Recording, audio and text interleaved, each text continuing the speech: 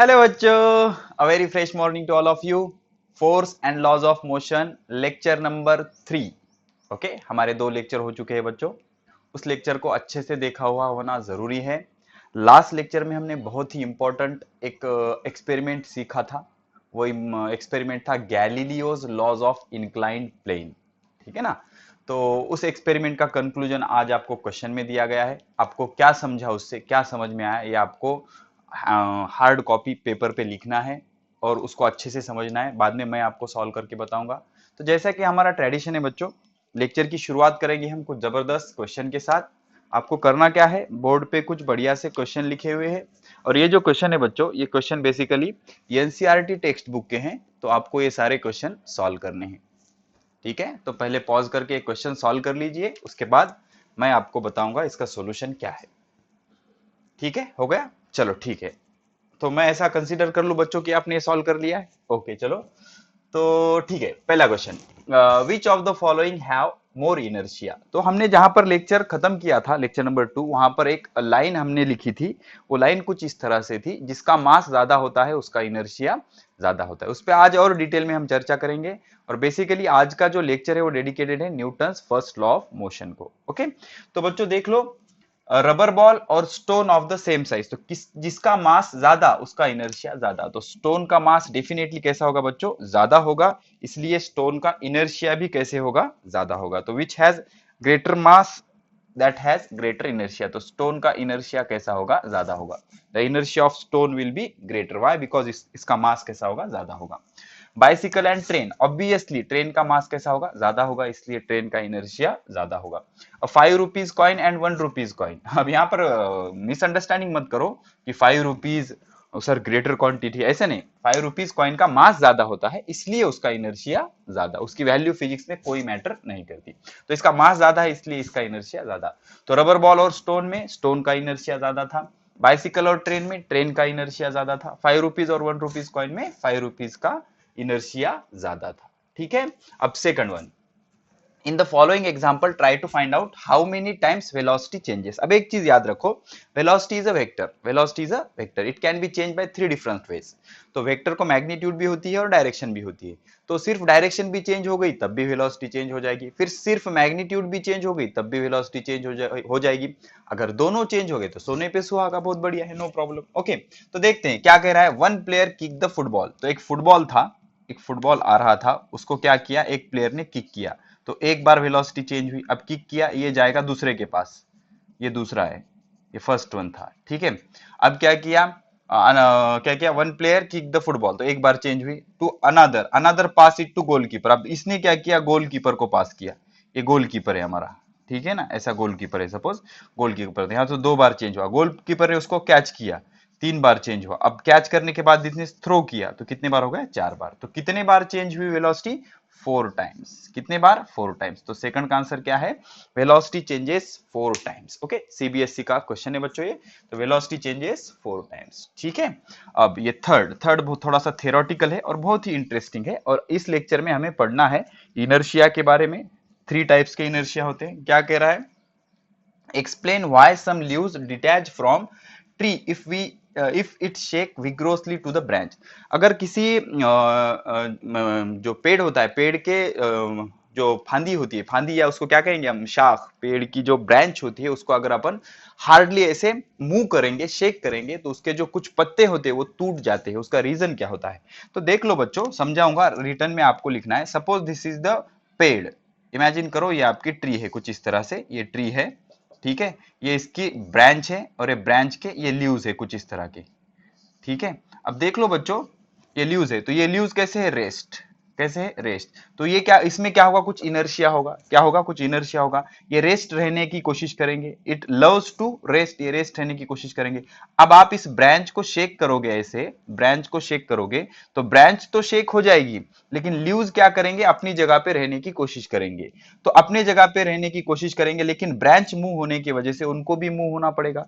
तो वो तो रुके हुए हैं, और सडनली अगर उसको मूव करने की कोशिश करोगे आप, तो यहां से क्या हो जाएंगे, वो ब्रेक हो जाएंगे। इसका आंसर होगा due to inertia, due to inertia the leaves try to loves, और leaves love to remain rest, उनको रेस्ट रहना पसंद है, बिकॉज वो उनकी ओरिजिनल स्टेट क्या है, रेस्ट है। अगर आप जो ब्रांच है उसको वेग्रोसली ऐसे शेक करोगे तो सडनली वहां पर एक जर्क बैठेगा और वो लीव्स क्या हो जाएंगे, ब्रेक हो जाएंगे। तो because of inertia the leaves will break from the branch of a tree.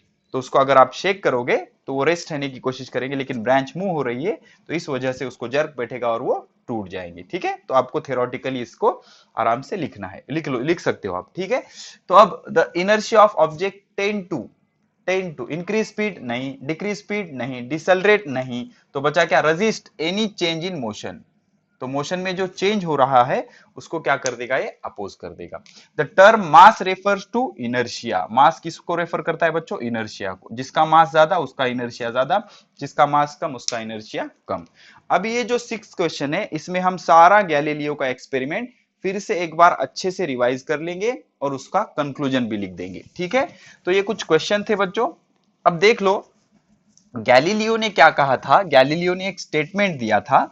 वो स्टेटमेंट क्या था कि बॉडी को यूनिफॉर्म मोशन में रखने के लिए फोर्स अप्लाई करने की जरूरत नहीं है। तो वो एक्सपेरिमेंट कैसे दिया था बच्चों, देख लो। ये जो उसने स्टेटमेंट दिया था किस बेसिस पे दिया था, अच्छे से समझ लो और देख लो और समझने की कोशिश करो। उसने क्या कहा था, उसने एक इंक्लाइंड प्लेन लिया, तो इंक्लाइंड प्लेन पर उसने क्या किया, एक बॉडी को ऊपर से नीचे मूव किया। तो उसने क्या कहा, when body moves from top to bottom it speed up, क्या हो जाएगी, इसकी स्पीड बढ़ जाएगी, स्पीड बढ़ जाएगी। ठीक है, उसके रिवर्स अगर बॉडी क्या हो रही है, ये फर्स्ट पॉइंट लिखोगे आप, if body moves down the inclined plane it speed up. उसके बाद if body moves up the inclined plane it slows down, उसकी स्पीड क्या हो जाती है, कम हो जाती है। अब उसके बाद थर्ड वन उन्होंने क्या किया, दो इंक्लाइंड प्लेन ऐसे ज्वाइन कर लिए, दो इंक्लाइंड प्लेन को ऐसे ज्वाइन कर लिया। अब अगर यहां से एक बॉडी रिलीज हुई तो नीचे आएगी, नीचे आते वक्त स्पीड अप हो जाएगी, ऊपर जाते वक्त स्लोज डाउन हो जाएगी, और जितनी इसकी हाइट है उतने ही हाइट पर जाकर वो रुकेगी। ठीक है, तो ऐसे मोशन कंटिन्यू होगी आइडियली, लेकिन प्रैक्टिकली ऐसा नहीं होता। क्यों नहीं होता, बिकॉज ऑफ फ्रिक्शन। अगर ये सरफेस फ्रिक्शनलेस है तो ये कंटिन्यूअस होता रहेगा। अब इसके बजाय अगर आपने बाउल ले लिया बच्चों, एक कटोरा इस तरह का, ओके, यहां से ऑब्जेक्ट को रिलीज किया तो अब ये फ्रिक्शनलेस होगा, यहां तक जाएगा फिर यहां तक आएगा, ये कंटिन्यूअसली मोशन ज्यादा देर तक करेगा। ठीक है ना, तो अब इन्होंने क्या किया, इसका इंक्लिनेशन कम किया सेकंड वाले प्लेन का। पहला प्लेन ऐसा था आपका, दूसरा प्लेन ऐसा था, ठीक है, ये ऐसा ऐसा यहां तक। तो इन्होंने क्या ऑब्जर्व किया, गैलीलियो ने क्या ऑब्जर्व किया, तो ये यहां से नीचे आया, अब ये इतने दूर गया जहां पर दोनों की हाइट कैसी थी, सेम थी। तो अब इस केस में और इस केस में जो डिस्टेंस ट्रेवल्ड था वो सेम था, लेकिन यहां पर सेकंड केस में इट ट्रेवल मोर डिस्टेंस। अब मोर डिस्टेंस ट्रेवल करने के लिए फोर्स अप्लाई किया क्या हमने किधर से, नहीं, फिर भी वो क्या किया, मोर डिस्टेंस ट्रेवल किया। अब उन्होंने क्या किया सेकंड प्लेन को ऑलमोस्ट क्या एग्जैक्ट उन्होंने प्लेन ही कर दिया अप टू इंफिनिटी। अब यहां पर उन्होंने एक चीज ऑब्जर्व की कि बॉडी को अगर आपने रिलीज किया तो ये continue body up to infinity move होती जाएगी और यूनिफॉर्म स्पीड से या यूनिफॉर्म वेलोसिटी से वो मूव होगी। अब ये यूनिफॉर्म वेलोसिटी से मूव हो रही है, कंटिन्यूअस मूव हो रही है, because it can not attain this much height. और ये कब तक मूव होगी, जब तक इतनी हाइट उसको नहीं मिल जाती वो तब तक मूव होती रहेगी। तो from this experiment he conclude that कि कंक्लूजन सिर्फ इतना होगा, दो कंक्लूजन हो गए। Number one, state of rest is equivalent to state of uniform motion. बहुत ही इंपॉर्टेंट है, स्टेट ऑफ यूनिफॉर्म मोशन। ठीक है, state of rest is equivalent to state of uniform motion. और दूसरा कंक्लूजन ये होगा कि no unbalance force means no acceleration. No unbalance force means no acceleration, means no change in velocity. Velocity में change होगा क्या, नहीं। और थर्ड वन हम ऐसे भी लिख सकते हैं, no unbalance force is required to keep body in uniform motion. Body को यूनिफॉर्म मोशन में रखने के लिए अनबैलेंस फोर्स लगाने की जरूरत नहीं, ये आइडियली होता है, लेकिन प्रैक्टिकली हमें कुछ फोर्स लगाना होता है। तो वो किस वजह से? That force is applied to oppose the force of friction, to oppose the force of friction. हमें क्या करना होता है प्रैक्टिकली? अगर आप बॉल को रिलीज करोगे तो वो कुछ देर बाद जाके रुक जाएगा। अब क्यों रुक जाएगा? बिकॉज ऑफ वो सरफेस और वो बॉल के बीच में क्या होगा? फ्रिक्शन होगा। तो हमें उसे मोशन में रखने के लिए एक्सटर्नली फोर्स लगाना पड़ रहा है। This force is applied to balance this force of friction. ये दोनों बैलेंस हो गए तो फोर्स कैसा होगा? बैलेंस। तो अब ये बॉडी कंटिन्यूअसली यूनिफॉर्म मोशन से मूव होती रहेगी। तो from this experiment of inclined plane Galileo conclude that के बॉडी को यूनिफॉर्म मोशन में रखने के लिए कोई एक्सटर्नल फोर्स लगाने की जरूरत नहीं है। बॉडी को अगर यूनिफॉर्म मोशन में रखना है तो कोई एक्सटर्नल अनबैलेंस फोर्स लगाने की जरूरत नहीं। In last lecture where we stop, हमने दो चीजें देखी थी कि balance force and unbalance force. तो बैलेंस फोर्स क्या होता है? अगर उसका रिजल्टेंट जीरो आ गया, नेट इफेक्ट जीरो आ गया, तो उसको कहेंगे बैलेंस फोर्स। और बैलेंस फोर्स से बॉडी की स्टेट चेंज नहीं होती। बॉडी की स्टेट चेंज करनी है तो उस पर क्या करना पड़ेगा? अनबैलेंस फोर्स लगाना पड़ेगा। ठीक है, तो इस यहां से एक टर्म मिली हमें, इनर्शिया। उसको क्या कहता है? इसलिए इस लॉ को क्या कहा जाता है? Galileo's laws of inertia. तो इनर्शिया क्या होता है?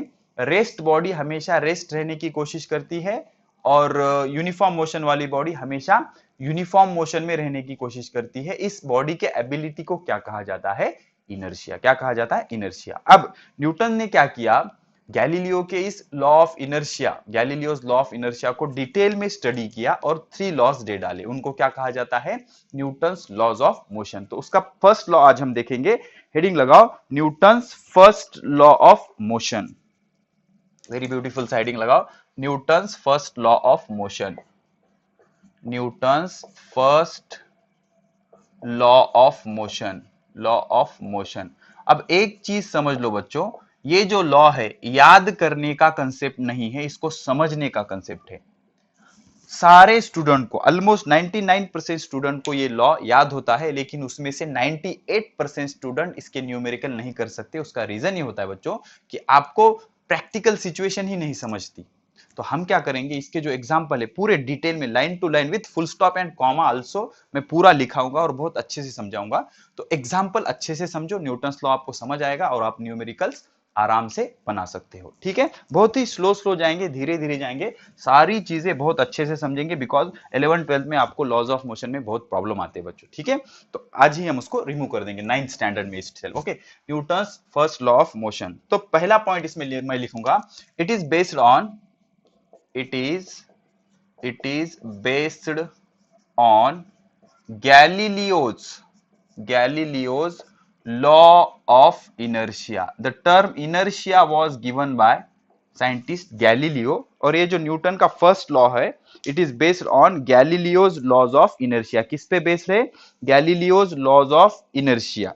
अब ये लॉ का जो स्टेटमेंट है, हम स्टेटमेंट लिखेंगे रेड वन में, बहुत इंपॉर्टेंट है इसलिए स्टेटमेंट। अब स्टेटमेंट क्या है बच्चों? देखो, एवरी बॉडी, हर बॉडी या object, every body continue to remain in the state of rest और स्टेट ऑफ यूनिफॉर्म मोशन। हर बॉडी क्या करती है? अपने एग्जिस्टिंग स्टेट में रहने की कोशिश करती है। एक तो वो क्या रहेगी? स्टेट ऑफ रेस्ट या state of uniform motion, until, कब तक? Until it is acted bye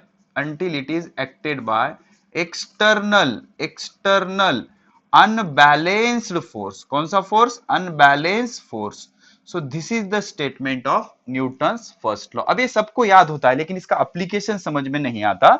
उसका रीजन होता है कि इसके प्रैक्टिकल एग्जाम टीचर लोग बहुत ही ऊपर बता के आगे भाग जाते हैं। लेकिन हम पूरा काम कैसे करेंगे? प्रैक्टिकल सिचुएशन पे ही करेंगे। हर इसके 2-2, 3-3 एग्जाम्पल मैं डिटेल में समझाऊंगा और लाइन टू लाइन आपको लिख के दूंगा। आपको लिखना है, अच्छे से सिचुएशन को समझना है और फील करना है। ठीक है, क्या है देखो बच्चों, लॉ एकदम सिंपल सा है। ऐसा लगेगा अरे इसमें कुछ भी नहीं है, लेकिन आपको समझना पड़ेगा। Everybody continue to remain in the state of rest और state of uniform motion until it is acted by external unbalanced force. तो अगर बॉडी रेस्ट है तो रेस्ट ही रहेगी, यूनिफॉर्म मोशन में है तो यूनिफॉर्म मोशन में ही रहेगी। कब तक? जब तक उस पे अनबैलेंस फोर्स नहीं आ जाता तब तक। ठीक है, तो ये जो लॉ है इसको कहते हैं, this is called as Newton's first law of motion. अब क्या हुआ, यहां पर से इनर्शिया की डेफिनेशन आई। तो इनर्शिया के दो तीन डेफिनेशन है बच्चों, अच्छे से समझेंगे अपन इनर्शिया को। तो इनर्शिया की डेफिनेशन नंबर फर्स्ट, तो फर्स्ट डेफिनेशन क्या है इनर्शिया की, the natural tendency of object, देख लो द नेचुरल टेंडेंसी इनबिल्ट होती है उसमें, the natural tendency of object, the natural tendency of object, एक नेचुरल टेंडेंसी होती है ऑब्जेक्ट में, किस चीज की, the natural tendency of object to remain in the state of rest, to remain in the in the state of rest, अगर rest है तो रेस्ट ही रहेगी, स्टेट ऑफ रेस्ट, और state of uniform motion, state of rest और state of uniform motion along straight line, along straight line is called inertia, उसको क्या कहेंगे, इनर्शिया। बॉडी की जो नेचुरल टेंडेंसी है, जिस वजह से अगर वो रेस्ट है तो रेस्ट ही रहेगी, और अगर यूनिफॉर्म मोशन में है अलोंग द स्ट्रेट लाइन तो यूनिफॉर्म मोशन में ही रहेगी। तो इस एबिलिटी को बॉडी के क्या कहा जाता है, इनर्शिया। तो ये हो गई हमारी डेफिनेशन नंबर 1। अब देखेंगे इनर्शिया की डेफिनेशन नंबर 2। अब डेफिनेशन नंबर 2 क्या कहती है, the tendency of an object to resist any change in its velocity, the tendency of an object to resist या oppose, to resist any change in its velocity, बहुत important है, in its velocity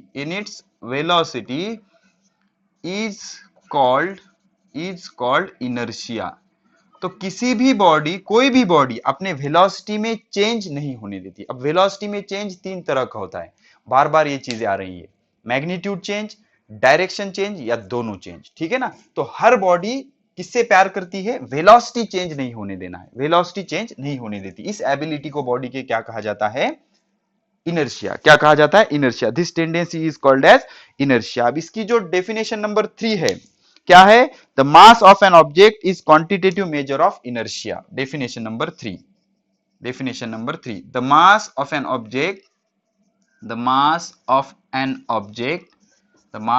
object is measure of inertia, mass क्या गिनता है, inertia गिनता है। कैसे, अब देख लो, ग्रेटर इज मास, जिसका मास ज्यादा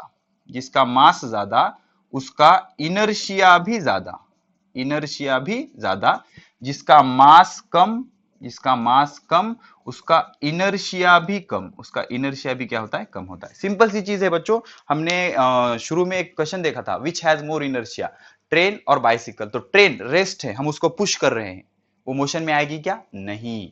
लेकिन बाइसिकल रेस्ट है, हम उसको पुश कर रहे हैं, इजीली मोशन में आ जाएगी।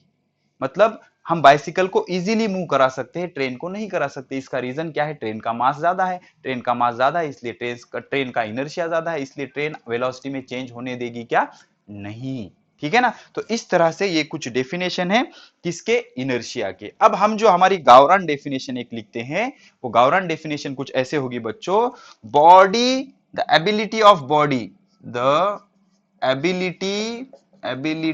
ऑफ बॉडी टू हेट, तिरस्कार करने, to hate the production of acceleration, is called inertia. उसको क्या कहते हैं, इनर्शिया। दिस इज द गावरान डेफिनेशन बाय साजिद सर, ठीक है ना। तो कोई भी बॉडी खुद में एक्सेलरेशन प्रोड्यूस नहीं होने देना चाहती। तो acceleration is a vector quantity, दो तीन चीजों से एक्सेलरेशन प्रोड्यूस किया जा सकता है, स्पीड चेंज करके, डायरेक्शन चेंज करके, या दोनों चेंज करके, डजंट मैटर, ठीक है ना। तो कोई भी बॉडी चाहती है कि उसमें एक्सेलरेशन प्रोड्यूस ना हो, उसकी वेलोसिटी चेंज ना हो। तो इस बॉडी के टेंडेंसी को क्या कहा जाता है, इनर्शिया। सर ये समझ में नहीं आ रहा कि एक्सेलरेशन प्रोड्यूस नहीं होने देना मतलब क्या। सिंपल, ज्यादा सिर का टेंशन देने की जरूरत नहीं है। जिसका मास ज्यादा उसका इनर्शिया ज्यादा, जिसका मास कम उसका इनर्शिया कम। अब इसका मास कम है, इसको मैं इजीली मूव करा सकता हूं, इसकी इजीली मैं स्टेट चेंज कर सकता हूं, बिकॉज इसका इनर्शिया कम है, क्योंकि इसका मास कम है। लेकिन यहां पर एक बड़ा सा टेबल है बच्चों, इसको मैं उठा के ऐसे फेंक नहीं सकता, बिकॉज उसका मास ज्यादा है, उसका इनर्शिया ज्यादा होगा, तो उसमें एक्सेलरेशन ला सकता है क्या? नहीं। तो एबिलिटी टू हेट या to oppose the production of acceleration is called as inertia. उसको क्या कहा जाता है? इनर्शिया। अब देख लो बच्चों, इनर्शिया 3 टाइप के होते हैं। There are 3 types of inertia. Inertia के कितने टाइप्स होते हैं? Types of inertia. इनर्शिया के 3 टाइप होते हैं, तो तीनों टाइप को हमें डिटेल में समझना है बच्चों। Okay, inertia is of 3 types. So number one type is inertia of rest. क्या? inertia of rest. ठीक है, देखेंगे हम, don't worry. inertia of rest. Second one, inertia of motion. inertia of rest first one, दूसरा inertia of motion, और third one inertia of direction. तो ये तीनों को समझना बहुत जरूरी है, और इसकी डेफिनेशन बहुत सिंपल है, लेकिन इसके जो एग्जाम्पल है उसका रियलाइजेशन करना, एक्चुअली समझना, उसको बहुत जरूरी है। एग्जाम्पल को टीचर लोग ऐसे ओरली बता देते हैं और आगे बढ़ जाते हैं, लेकिन हम हर चीज आराम से लिखाएंगे, कोई गड़बड़ नहीं है। टाइम को सही जगह पर हम इन्वेस्ट करेंगे, बहुत अच्छे से लगने दो टाइम, कोई प्रॉब्लम नहीं, लेकिन बहुत अच्छे से समझेंगे। तो इनर्शिया के कितने टाइप है? इनर्शिया ऑफ रेस्ट, मतलब रेस्ट बॉडी रेस्ट स्टेट में जो चेंजेस आने वाले उसको अपोज करेगी, इसको कहेंगे inertia of rest. Inertia of motion, जो बॉडी यूनिफॉर्म मोशन में, हमेशा यूनिफॉर्म मोशन में रहने की कोशिश करेगी, अगर उसमें चेंजेस आ रहे हैं तो उसको अपोज करेगी, उस एबिलिटी को कहा जाएगा इनर्शिया ऑफ मोशन। अब हमें पता है velocity is a vector quantity, तो डायरेक्शन चेंज होने पर भी एक्सेलरेशन आ सकता है। Best example uniform circular motion, तो डायरेक्शन भी चेंज नहीं होने देती, इस एबिलिटी को क्या कहा जाता है? Inertia of direction. ठीक है बच्चों, ये चीजें पॉज करके नोट कर लो। अभी तीनों के इनर्शिया हम आराम आराम से अच्छे से एक्सप्लेन करेंगे, समझ गए आपको? तो every body continue to remain in the state of rest और state of uniform motion until it is acted by external unbalanced force, it is called as Newton's first law of motion. तो Newton's first law का क्या कहना है कि हर body खुद में acceleration नहीं आने देना चाहती। अगर लाना है तो आपको बाहर से एक्सटर्नली फोर्स लगाना पड़ेगा, और वो फोर्स कैसा होना चाहिए? अनबैलेंस होना चाहिए। कैसा होना चाहिए? अनबैलेंस होना चाहिए। तो first of all we will see the first, that is inertia of rest. Okay, number one क्या है? Inertia of rest. Inertia of rest, पहली हेडिंग ले लो, inertia of rest.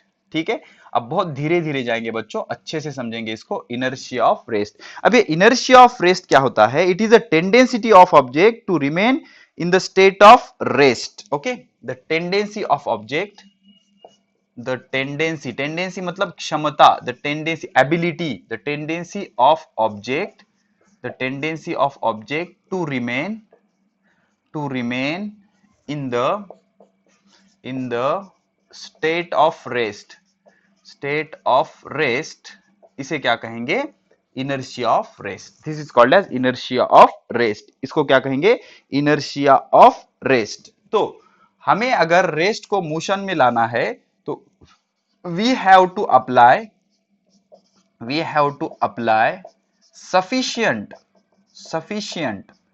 sufficient external unbalanced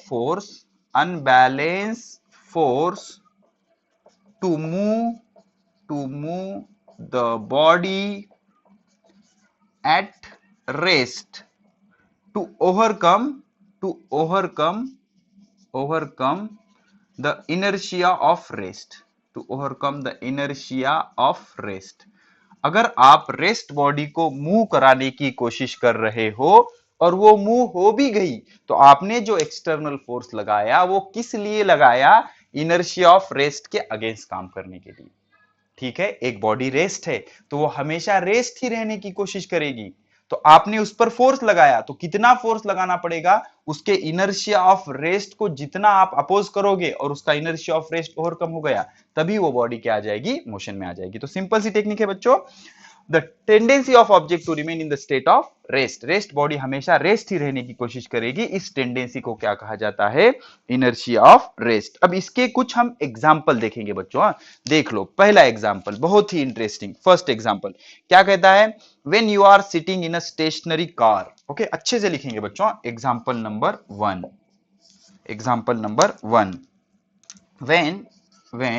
when you are sitting in stationary car, stationary car, अगर आप stationery car में बैठे हैं, इधर ड्रॉ कर देता हूं मैं, थोड़ा सा बड़ा ड्रॉ करूंगा। Suppose this is the car, ये कार है बच्चों हमारी, ठीक है। सपोज दिस काइंड ऑफ और कार इज देयर, ये इधर मूव होने वाली है और ये यहाँ पर इसकी सीट है और यहाँ पर आराम से आप कुछ इस तरह से बैठे हो, ठीक है, ठीक है, इस तरह से आप बैठे हो, ठीक है। When you are sitting in the car, if the car start suddenly, if the car start suddenly, that is it accelerate। देखो क्या हुआ, आप कार में ऐसे बैठे हुए हो, कार सडनली स्टार्ट हो गई। अब स्टार्ट होने से पहले आप रेस्ट हो, कार भी रेस्ट है, दिस इज रेस्ट बॉडी। तो रेस्ट बॉडी में क्या होता है, इनर्शिया ऑफ रेस्ट। अब क्या हुआ, आपने कार को स्टार्ट किया, तो क्या हुआ, आपने सडनली एक्सेलरेट किया। तो एक्सेलरेट किया मतलब एक्सटर्नल फोर्स लगाया, एक्सेलरेट किया, okay. Suddenly accelerate, okay, accelerate in forward direction, in forward direction आपने क्या किया, सडनली एक्सेलरेट किया। कौन से डायरेक्शन में, फॉरवर्ड डायरेक्शन में। ये एक्सेलरेशन की डायरेक्शन है, अब क्या हुआ, suddenly accelerate in forward direction, you feel as if your body being pushed back against the seat. You feel as if your body is pushed back, आप ऐसा फील करोगे कि आपकी बॉडी पीछे ढकल गई, push back against the acceleration. आपको क्या फीलिंग आएगी कि जो आपकी बॉडी है वो पीछे पुश हो गई, ऐसा फील आएगा उसको। तो क्यों आएगा ऐसा फील, देख लो, because your body which was initially at rest. ये क्यों होगा, देखो, because your body which was initially at rest, your body which was initially at rest resist the change due to inertia of rest, resist the change due to inertia of rest। आपकी body क्या करेगी, resist करेगी, किसको, inertia of rest की वजह से change in motion को क्या करेगी, अपोज करेगी। अब होगा क्या, your lower part of body, okay, lower part of body in contact with seat, lower part of body in contact with seat, जो lower part है जो कि contact में है, in contact with seat, while upper part still remain, lower part of body in contact with seat will move forward, ये तो आगे चला जाएगा, लेकिन the upper part is still in air, it try to remain rest, and hence it feel backward push. If car moves slowly, then acceleration is transmitted to whole body, and you will not feel backward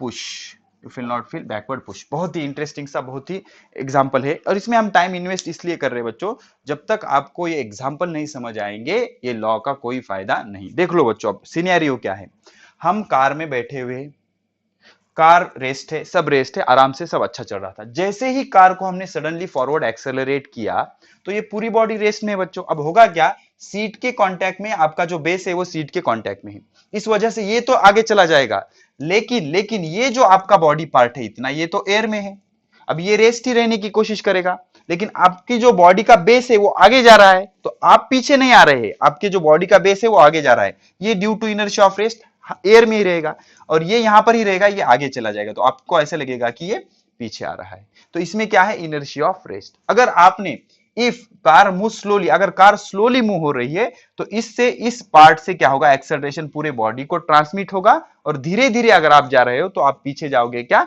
नहीं। तो backward push आपको किस वजह से feel हो रहा है, because of inertia of rest. Inertia of rest क्या कह रहा है, फिर से हम रिवाइज कर देंगे।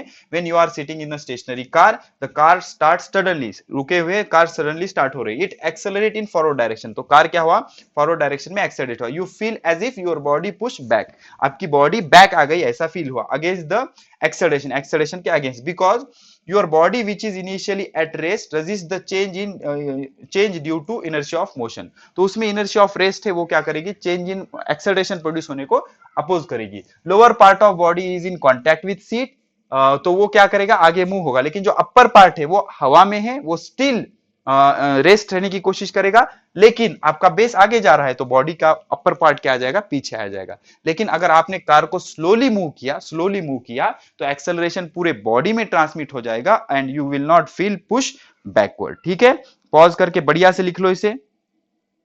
हो गया, चलो ठीक है। तो this is about example number first. अब एग्जांपल सेकंड अच्छे से एक्सप्लेन करेंगे बच्चों, टाइम लगने दो, कोई प्रॉब्लम नहीं, अच्छे से समझो, ये सारे एग्जांपल समझना जरूरी है, ये समझेंगे तभी आपको फील आएगा और कॉन्फिडेंस आएगा। देख लो अब दूसरा एग्जांपल क्या कहता है, when a blanket is given sudden jerk, okay, when blanket समझते हो ना, blanket is given a sudden jerk, all dust particles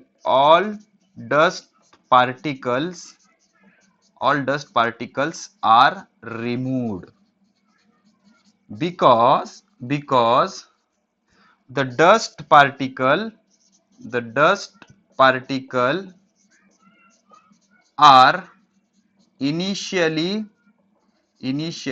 rest, and when blanket is given a jerk,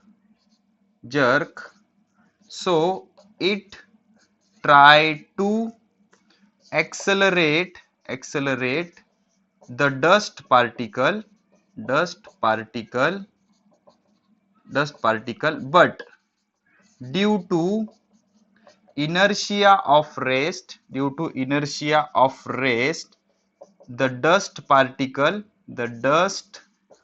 particle will remain rest, and the blanket is moved away from dust।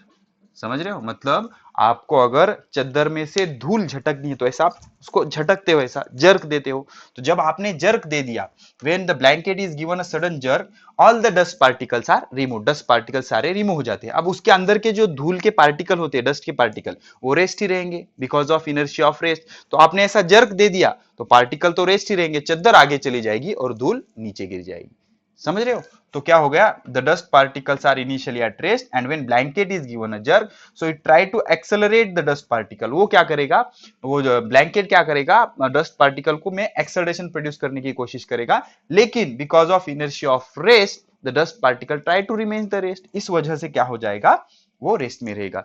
Same example हमने देखा था कि जो पेड़ के पत्ते थे, एक क्वेश्चन सॉल्व किया ना हमने, वो ब्रेक हो जाते, क्यों ब्रेक हो जाते, जब हम ब्रांच को मूव करेंगे विग्रसली, बहुत हार्ड ऐसे मूव करेंगे, तो पत्ते तो रेस्ट रहने की कोशिश करेंगे, और आप उसको हलाने की कोशिश कर रहे हैं तो उसका जो डेट होता है, मतलब जो जिससे वो अटैच होता है ब्रांच को, वो ब्रेक हो जाएगा और पत्ते गिर जाएंगे। ऐसे ही मैंगो ट्री का अगर ब्रांच होगा, उसको आप विग्रसली मूव करेंगे तो mango initially rest, because of inertia of rest वो क्या हो जाएंगे, ब्रेक हो जाएंगे। So this is all about inertia of rest. तो इनर्शिया ऑफ रेस्ट क्या कहता है बच्चों, the body at rest try to be at rest, okay, that tendency is called as inertia of rest. इसको क्या कहेंगे, inertia of rest. So these are the some practical example of inertia of rest. Okay, तो second one क्या था बच्चों? inertia of motion. number 2 लिखो, come on, चलो, inertia of motion, inertia of motion, inertia of motion. अब inertia of motion क्या कहती है बच्चों? अच्छे से देख लो, inertia of motion क्या कहती है? It is the tendency of object to remain in the state of uniform motion. it is the tendency मतलब ability, क्षमता. it is the tendency of object to remain in the state of uniform motion, the tendency of object to remain in the state of uniform motion is called inertia of motion. उसको क्या कहा जाता है? inertia of motion. It means that अगर आपको body को रुकाना है तो you have to apply external unbalanced force. Okay, we have to apply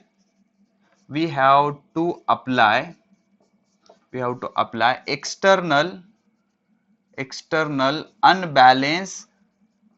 unbalanced force to stop the body in uniform motion, ठीक है ना? मतलब यूनिफॉर्म मोशन में जो बॉडी मूव हो रही है उसको स्टॉप करने के लिए आपको एक्सटर्नली अनबैलेंस फोर्स लगाना पड़ेगा. लेकिन in practical it is not possible for a ball to move. देखो, नोट लिखो, note. in practical it is not possible for a ball to move continuously in uniform motion along the ground.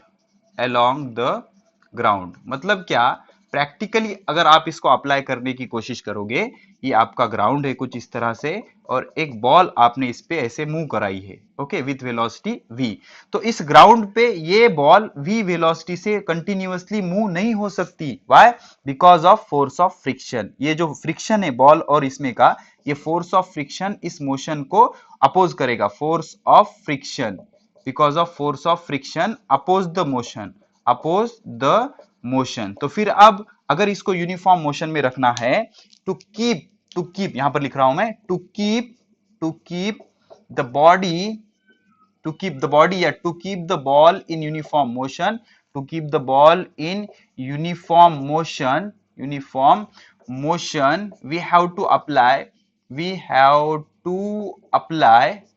we have to apply external force which balance the frictional force. समझ रहे हो? जो क्या करेगा? Frictional force को balance करेगा. और अब इस पे का नेट फोर्स कितना हो गया? 0. तो ये बॉडी कंटिन्यूअस में क्या रहेगी? मोशन में रहेगी. सिंपल सी चीज है बच्चों. क्या कह रहा है? It is the tendency of object to remain in the state of uniform motion में रहने के लिए कोई फोर्स लगाने की जरूरत नहीं. लेकिन जब प्रैक्टिकली हमने चेक किया, एक बॉल को मूव कराया, तो बॉल तो कुछ देर बाद रुक जा रहा है. इसका रीजन है कि उस पे अपोजिट डायरेक्शन में एक फोर्स एक्ट हो रहा है. वो फोर्स है फोर्स ऑफ फ्रिक्शन, जो क्या कर रहा है? मोशन को अपोज कर रहा है. अब आपको अगर ये बॉडी को या ये बॉल को यूनिफॉर्म मोशन में रखना है तो आपको एक एक्सटर्नली फोर्स लगाना पड़ेगा. तो ये जो फोर्स हमने लगाया, ये force applied force of friction को बैलेंस करेगा. अगर ये दोनों बैलेंस हो गए तो नेट फोर्स कितना? 0. तो ये बॉडी कंटिन्यूअसली क्या होगी? यूनिफॉर्म मोशन में रहेगी. तो प्रैक्टिकली ये सिचुएशन होती है. अब इसके एग्जांपल देखेंगे बच्चों हम. ओके, ये नोट को मैं रब कर देता हूं. आई होप आपने ये लिख लिया होगा अच्छे से. ओके, तो अब इसके एग्जांपल देखेंगे बच्चों. इसके 2-3-4 एग्जांपल हम देखेंगे. इसका जो सबसे बेस्ट एग्जांपल है बच्चों, अब क्या होगा देखो.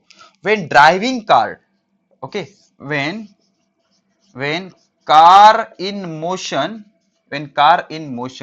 suddenly stop, you feel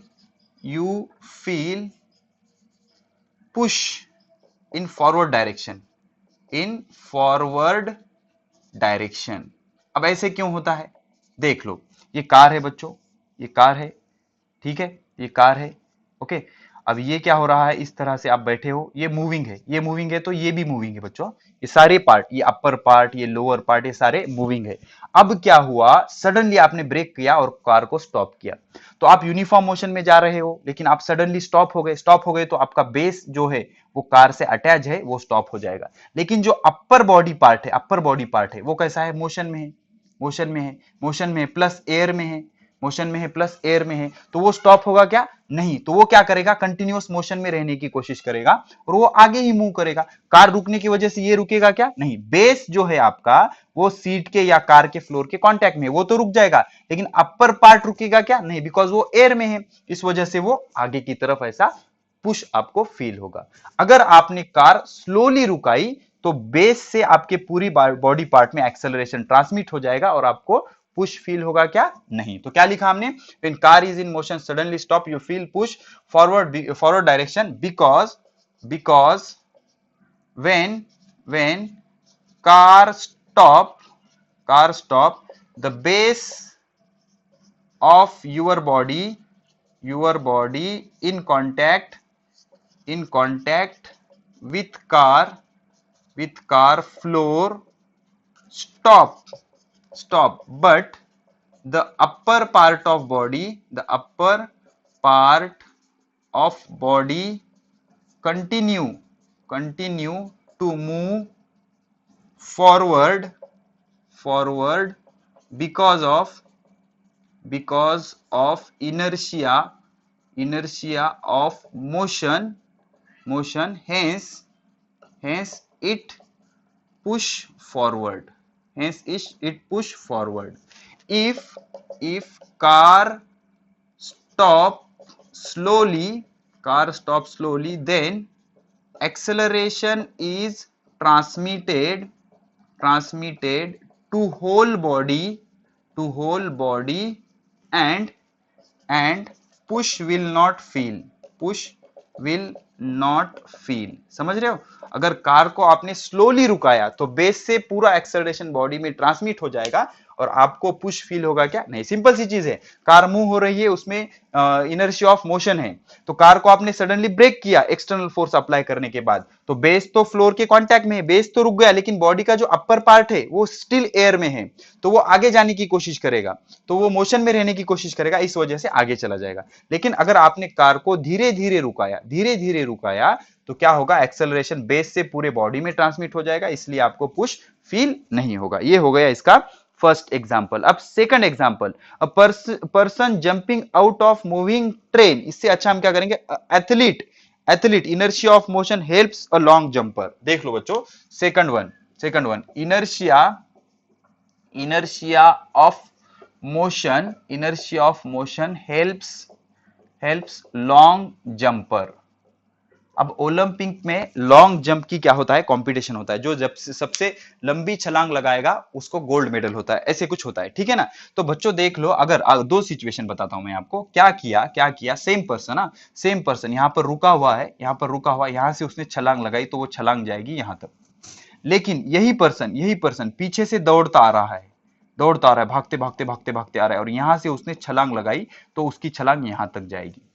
अब यही पर्सन बहुत दूर से दौड़ता हुआ आ रहा है, तो ज्यादा स्पीड गेन कर लेगा। अब उसने छलांग लगाई तो वो छलांग यहां तक जाएगी, ठीक है ना। तो होगा क्या बच्चों, यहां पर ये रेस्ट है, रेस्ट से सडन मोशन में आने की कोशिश करेगा, तो स्टेट ऑफ रेस्ट उसको क्या करेगा, अपोज करेगा, इनर्शिया ऑफ रेस्ट उसको क्या करेगा, अपोज करेगा।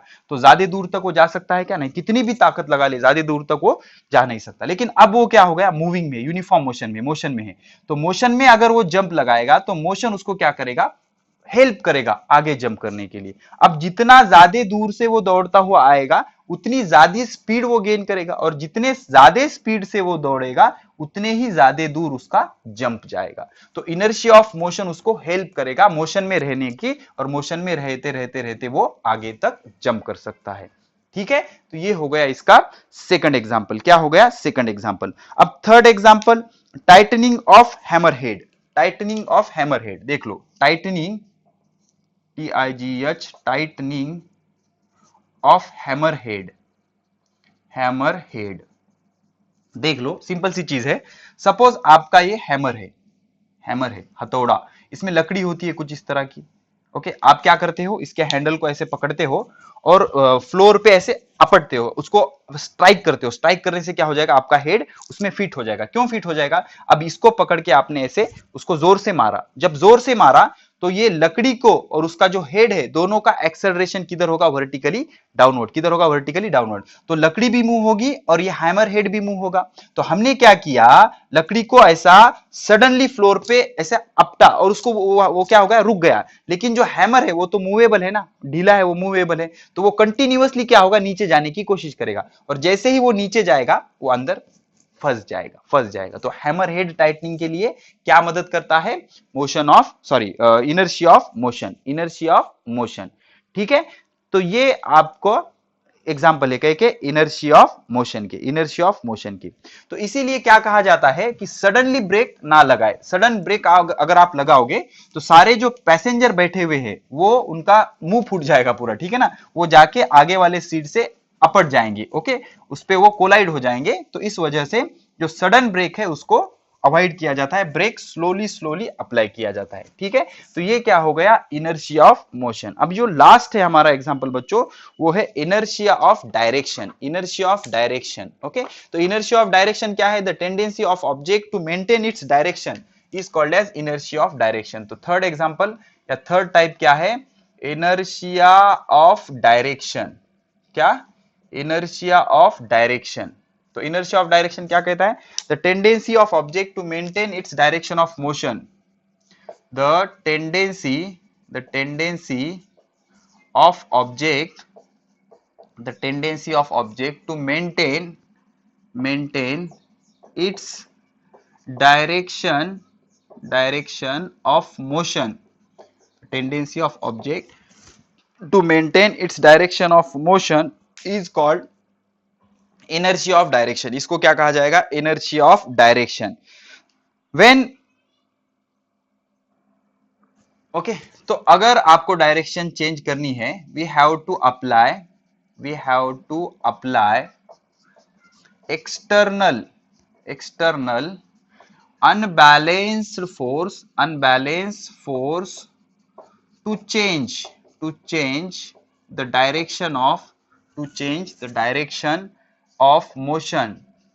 direction of motion, to overcome inertia of direction, अब इसके बहुत ही इंटरेस्टिंग से एग्जांपल है बच्चों। Example number first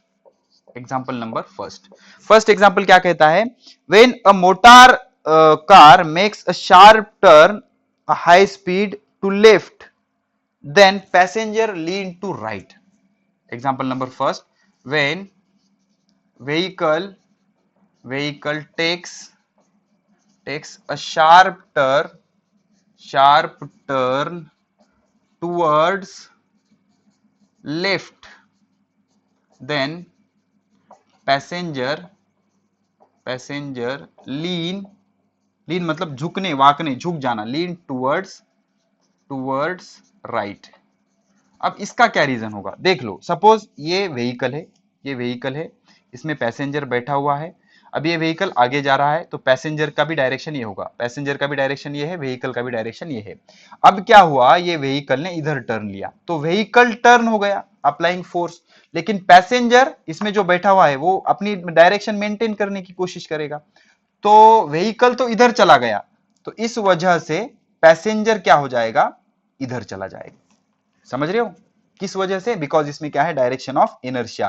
the passenger try to remain in its original direction, इस वजह से ये पैसेंजर इधर लीन हो जाएगा, because of direction of inertia. Okay, अब या फिर इनर्शिया ऑफ डायरेक्शन। अब सेकंड एग्जांपल, अब क्या करो आप, when a wheel rotates at high speed then sand particle of wheel move tangentially away। when wheel rotate, कोई चाक है, wheel rotate then sand particle move tangential। और यही रीजन होता है कि सर्कुलर मोशन में हम जो लीनियर वेलोसिटी बताते हैं वो टेंजेंशियली बताते हैं। इमेजिन करो ये चाक है कुछ इस तरह का, एक गाड़ी का चाक है, ऐसे ऐसे ऐसे चाक होता है ना बच्चों, व्हील। अब यहाँ पर सैंड पार्टिकल कुछ स्टिक हुए हैं, अब इसको हम रोटेट कर रहे हैं इस डायरेक्शन में, ऐसे रोटेट कर रहे हैं, तो यहाँ से ये पार्टिकल इधर चला जाएगा, उसकी ओरिजिनल डायरेक्शन वो मेंटेन रखेगा। ऐसे उसके साथ डायरेक्शन चेंज करता हुआ फिरेगा क्या, वो नहीं फिरेगा। तो यहाँ से ये पार्टिकल ऐसे चला जाएगा, यहाँ से ये पार्टिकल इधर जाएगा, यहाँ का पार्टिकल इधर चला जाएगा, ठीक है। तो it will maintain its original direction because of inertia of direction. तो ये क्या है बच्चों, inertia of direction, inertia of direction, ठीक है। तो इस तरह के कुछ कंसेप्ट थे बच्चों, that concept are of inertia. ये कंसेप्ट क्या थे, this concept are of inertia, समझ रहे हो आप। तो ये सारी चीजें थी बच्चों। तो क्या था Newton's first law, every body continue to remain in the state of rest और state of uniform motion until it is acted by external unbalanced force. इसमें हमने सीखा इनर्शिया। इनर्शिया क्या होता है, the tendency of a body to remain its original state, that is state of rest और state of uniform motion, it is called as inertia. There are three types of inertia, inertia of rest, inertia of motion, inertia of direction. The ability of body to resist the state of rest is called as inertia of rest. The inertia of motion, the ability of body to remain in the state of uniform motion is called as inertia of motion, and the ability of body to exist in its original direction or to maintain its direction of motion is called as inertia of motion, inertia of motion. अभी हमारे पास time है बच्चों, इसलिए हम एक बढ़िया सा activity कर लेंगे, या एक एग्जांपल कह सकते हो आप, किसका, इनर्शिया ऑफ रेस्ट का। तो इनर्शिया कौन मेजर करता है, mass is a measure of inertia. जितना ज्यादा मास होगा उतना ज्यादा उसका इनर्शिया होगा, जितना ज्यादा मास होगा उतना ज्यादा इनर्शिया होगा। एक सिंपल एग्जांपल से मैं आपको ये प्रूव करके बता दूंगा। इमेजिन करो कुछ इस तरह का एक ग्लास है बच्चों, बड़ा सा ग्लास है, ठीक है। अब इस पे क्या कर दिया हमने, एक कवर रख दिया ऐसे, ओके। अब इस पे एक बॉडी है कुछ इस तरह की, ओके। और सेम सिचुएशन ये इस तरह की है, कंटेनर है, सेम सेम, इस पे एक कपट है, कवर है, कुछ कवर है ऐसे प्लास्टिक का, ओके। और इस पे हमने एक बड़ी बॉडी रख दी ऐसी, ओके। अब इसका मास बहुत कम है, ये 5 ग्राम का है, 5 ग्राम का बहुत कम है, ठीक है। और ये है suppose almost suppose it is of 500 grams, 500 ग्राम मतलब हाफ किलोग्राम का है। अब मैंने क्या किया, इसको यहां से ऐसे पुश किया, जोर से ऐसे इसको पुश किया, तो क्या होगा बच्चों, ये दोनों इधर गिर जाएंगे। मतलब सिचुएशन क्या होगी, ये ऐसी सिचुएशन होगी, ये सारे चीज ये इधर गिर जाएगा, ये जो इसका कवर था, ये कवर था इधर गिर जाएगा, और ये जो है यहां पर गिर जाएगा, ऐसे गिर जाएगा। लेकिन यहां पर मैंने इसको जोर से ऐसे पुश किया, तो ये कवर तो आगे चला जाएगा, कवर इसका आगे चला जाएगा, लेकिन यहाँ की जो बॉडी है वो नीचे गिर जाएगी, ठीक है। मतलब इसका मास कैसा था, ज्यादा था, और ये कैसा था, रेस्ट था। तो रेस्ट रहने की कोशिश करेगा, मास ज्यादा, इनर्शिया ज्यादा, तो ये मूव होगा क्या, नहीं। अगर इसको आपने ऐसा फास्टली ऐसे जर्क किया तो ये तो आगे चला जाएगा, लेकिन ये नीचे गिर जाएगा और अपने रेस्ट स्टेट में ही रहेगा, बिकॉज इसका इनर्शिया ज्यादा है। तो ये क्यों नहीं रहा सर, बिकॉज इसका मास कम, इनर्शिया कम, तो हमने थोड़ा सा भी फोर्स लगा दिया तो ये आगे चला जाएगा, ठीक है। तो जितना ज्यादा मास का वहां पर ऑब्जेक्ट होगा उतना वो वहां पर ही रहेगा, अपने स्टेट में रहेगा और नीचे गिर जाएगा, ठीक है। तो यहां से क्या प्रूव होता है, mass is a measure of inertia. Mass क्या होता है, measure of inertia. Mass is nothing but measure of inertia. Mass क्या मेजर करता है, इनर्शिया को मेजर करता है, ठीक है। वी स्टिल हैव 8 मिनट्स बच्चों, तो हम एक फिजिकल क्वांटिटी सीख लेंगे जिसका हमें यूज होगा Newton's second law of motion में, Newton's second law of motion में, ठीक है। Next lecture will be dedicated to Newton's second law of motion. So that quantity is, लिखो बच्चों, हेडिंग लगाओ, मोमेंटम, वेरी इंपॉर्टेंट। क्या, मोमेंटम, मोमेंटम। अब एक सिंपल सा एग्जांपल बताता हूं मैं बच्चों आपको। सपोज एक वॉल है, सेम वॉल है, this is wall number 1, wall number 2। अब मैंने क्या किया, इस वॉल पे दो सेम साइज के बॉल है, दो सेम साइज के बॉल है, एक आयरन बॉल है और एक प्लास्टिक बॉल है। ये प्लास्टिक बॉल है, ये प्लास्टिक बॉल है, ये आयरन बॉल है। मैंने क्या किया, ये प्लास्टिक बॉल को दे मारा इस दीवार पे with a speed 5 metre per second, और ये आयरन बॉल है, इसको भी दे मारा मैंने with a speed 5 metre per second. अब आपसे क्वेश्चन ये पूछा गया, is they both ball produce same effect, दोनों बॉल का इफेक्ट सेम होगा क्या? हाँ सर, दोनों की स्पीड सेम है, 5 मीटर तो इफेक्ट सेम होगा, नहीं। इसका मास कैसा है बच्चों, ज्यादा है, इसलिए इसका इफेक्ट कैसा होगा, ज्यादा होगा। इसका मास कैसा है, कम। प्लास्टिक बॉल हल्का होगा ना, तो इसका मास कैसा है, कम, तो इसका इफेक्ट कम होगा। तो एक क्वांटिटी हमें डिफाइन करनी होगी जो कि कंबाइन इफेक्ट रिप्रेजेंट करती है किसका, मास और वेलोसिटी का, मास और वेलोसिटी का। सो that quantity is nothing but your momentum. ऐसे क्वांटिटी को क्या कहा जाता है, मोमेंटम। तो ठीक है बच्चों, मोमेंटम जो रिप्रेजेंट करते हैं, मोमेंटम का सिंबल होता है P, कैपिटल P। तो momentum is a vector quantity, इसलिए इसके सर पे एरो लिख देंगे हम। तो मोमेंटम क्या होता है, the product of mass and velocity, mass and velocity, या स्पीड नहीं, velocity, the product of mass and velocity is called momentum. उसको क्या कहा जाएगा, momentum. The product of mass and velocity is called as momentum. तो let m is mass of body, ये m है, उसकी वेलोसिटी कितनी है v, और इसका मास कितना है यम। तो इसका मोमेंटम क्या हो जाएगा, momentum p, vector p is equal to, mass तो स्केलर होता है और वेलोसिटी कैसा होता है, vector. Okay, momentum p is equal to m into v। तो momentum is a vector quantity, momentum is vector quantity. Momentum कैसी क्वांटिटी होती है, वेक्टर क्वांटिटी होती है। Momentum is a vector quantity. Then momentum vector quantity है, the direction of momentum, the direction of momentum, momentum की direction किधर होगी, देख लो, जिधर वेलोसिटी की डायरेक्शन उधर मोमेंटम की direction. The direction of momentum will be in the direction of velocity, the direction of momentum will be in the direction of velocity। Momentum की जो डायरेक्शन होगी, in the direction of velocity, जिस direction में आपका velocity होगा उस direction में आपका मोमेंटम होगा। तो बेसिकली मोमेंटम क्या है बच्चों, momentum is product of mass and velocity vector. तो मास किस में मेजर करते हैं, किलोग्राम। तो इसका एसआई यूनिट क्या हो जाएगा, SI unit will be, SI unit क्या हो जाएगा, मास का किलोग्राम, और वेलोसिटी का क्या होता है, metre per second, kilogram metre per second.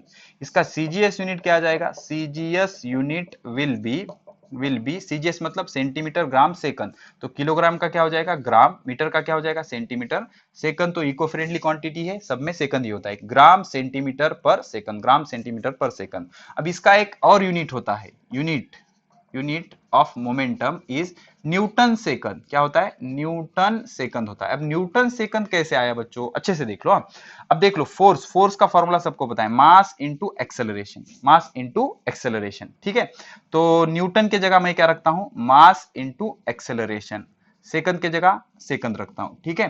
तो मास का यूनिट क्या होता है, किलोग्राम, एक्सेलरेशन का क्या होता है, मीटर पर सेकंड स्क्वायर, और सेकंड का सेकंड। तो एक एक सेकंड क्या हो गया, कैंसिल हो गया। तो फाइनली क्या आ गया, किलोग्राम मीटर पर सेकंड। तो newton second is nothing but kilogram metre per second, वही होता है वो, ठीक है। तो इसको कॉमनली हम न्यूटन सेकंड में भी मेजर करते हैं, बहुत इंपॉर्टेंट है 12 के लिए। तो मोमेंटम का और एक यूनिट क्या आ गया, न्यूटन सेकंड। और मोमेंटम कैसी है, वेक्टर क्वांटिटी। और एक चीज याद रखो, momentum is directly proportional to mass, momentum is directly proportional to mass. Greater the mass, greater will be momentum, lesser the mass, lesser will be the momentum. Second one, momentum is directly proportional to velocity. Greater the momentum, greater the velocity, greater is the momentum, and lesser is the velocity, lesser is the momentum। ठीक है, इस तरह का logic होता है। तो momentum depends on mass and velocity. जितना आपका मास ज्यादा होगा उतनी आपकी मोमेंटम ज्यादा होगा, जितना आपका मास कम होगा उतना आपका मोमेंटम कम होगा। मोमेंटम क्या होगा, कम होगा, ठीक है। तो इस तरह से ये होता है मोमेंटम। तो बेसिकली मोमेंटम क्या होता है, the product of mass and velocity is called as momentum. उसको क्या कहते हैं, मोमेंटम। अब इस पे से क्या करते हैं, हम एक एग्जांपल देख लेंगे और इस लेक्चर को खत्म करेंगे। क्या कह रहा है, क्वेश्चन ऐसा है, a car and truck both moving with same velocity which has greater momentum। Question लिखो, a car and truck have same velocity which has greater momentum। अब मैं यहां पर आपको एक टेक्निक सिखाऊंगा प्रोपोर्शनैलिटी की। क्या, प्रोपोर्शनैलिटी की। तो पहले क्या करना है, आपको मोमेंटम का फॉर्मूला लिखना है, P is equal to m into v. Scalar form में लिखा हमने, कोई प्रॉब्लम नहीं। अब यहां पर क्या कांस्टेंट है, सेम वेलोसिटी कांस्टेंट है, तो यहां पर velocity will be constant. Velocity कैसी है, कांस्टेंट है। तो अब इक्वल टू में से अगर कांस्टेंट को हटा दिया तो प्रोपोर्शनल हो जाएगा।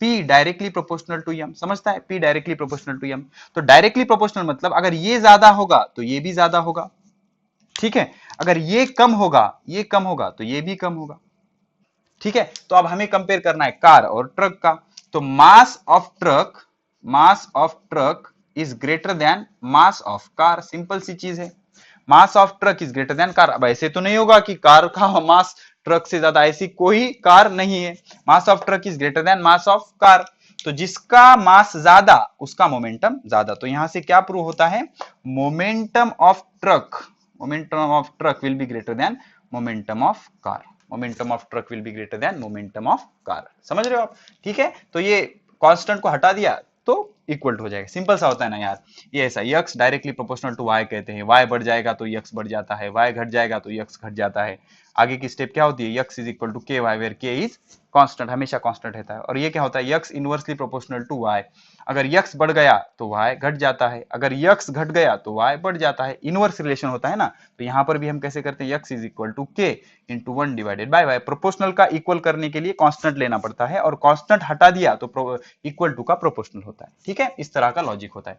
तो यहां से क्या प्रूव हुआ, वेलोसिटी सेम होने के बावजूद मास ज्यादा होने की वजह से कार का मोमेंटम कैसा आ जाएगा, सॉरी ट्रक का मोमेंटम कैसा आ जाएगा, ज्यादा, बिकॉज उसका मास कैसा है, ज्यादा है। अब सेकंड एग्जांपल क्या है, a car and truck have same momentum, बहुत इंटरेस्टिंग, देख लो बच्चों, a car, second question, a car and truck have same momentum, कोई प्रॉब्लम नहीं, have same momentum, a car and truck have same momentum which has greater velocity, कोई बात नहीं, इसको हम प्रोपोर्शनैलिटी से समझेंगे। पहले तो हमें मोमेंटम का फॉर्मूला लिखना है, momentum is equal to mass into velocity. अब यहां पर क्या कांस्टेंट है, सेम मोमेंटम मतलब momentum constant, p is constant, तो मैं क्या करता हूं, मास को इधर भेज देता हूं v, या फिर मैं क्या, ओके चलेगा, v is equal to p by m, चलेगा, m इधर आ गया ना, v is equal to p by m, अब p इज कांस्टेंट, तो कांस्टेंट को हटा दूंगा तो इक्वल टू क्या हो जाएगा, proportional, v is proportional to 1 by m, अब ये 1 बाई m मतलब क्या आ गया, इनवर्सली प्रोपोर्शनल। अगर मोमेंटम कांस्टेंट होगा, इफ मोमेंटम इज कांस्टेंट, लिख लो, if momentum is constant, velocity is inversely proportional to mass. इसका क्या मीनिंग है, जिसका मास ज्यादा उसकी वेलोसिटी कम, ऑब्वियसली ना, जो जाड़े लोग होते हैं वो स्लोली मूव होते हैं, जिसका मास ज्यादा, मोटे लोग जिसका मास ज्यादा उसकी वेलोसिटी कम, जो पतले होते हैं जिनका मास कम होता है वो फास्टली मूव हो सकते हैं, जिसका मास कम उसकी वेलोसिटी ज्यादा, तो इनवर्स रिलेशन है। तो हमें पता करना है किसकी वेलोसिटी ज्यादा है, तो मास कैसा है, mass of truck is greater than mass of car, mass of truck is greater than mass of car, अब जिसका मास ज्यादा उसकी वेलोसिटी कम, तो velocity of truck is less than velocity of car, उल्टा, जिसका मास ज्यादा उसकी वेलोसिटी कम, ठीक है? तो इस तरह से कुछ लॉजिकल क्वेश्चन भी आ सकते हैं। तो यहां पर हमने Newton's first law of motion को फिनिश किया, और ये हमारा थर्ड लेक्चर खत्म हुआ। जल्दी मिलते हैं फोर्थ लेक्चर में, पढ़ाई करते रहे, ऑल द वेरी बेस्ट।